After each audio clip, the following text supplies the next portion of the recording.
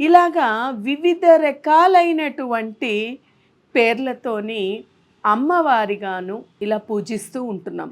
అయితే భగవంతుడికి రూపమే లేదన్నప్పుడు మళ్ళీ స్త్రీ రూపంగా ఎలాగ పూజింపబడుతున్నాడు, పురుష రూపంగా ఎలా పూజించబడుతున్నాడు, అసలు స్త్రీ రూపంగా పూజించడం వల్ల లభించేటువంటిది ఏమిటి, ప్రాధాన్యత అంటే స్త్రీ రూపంగానే ఎందుకు పూజింపబడుతున్నారు, పురుష రూపం కంట స్త్రీ రూపంగా పూజిస్తే త్వరగా భగవత్ కృపకి పాత్రులవుతారు అనేటువంటి ఒక వాక్కు నానుడు కూడా ఉంది.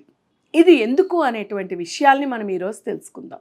అసలు శాస్త్రం మనకి తెలియపరిచింది, పుం రూపంబా స్మరేత్ దేవీం స్త్రీ రూపంబా విచింత్యయ అనగాం నిష్కళంకాం సచ్చిదానంద రూపం.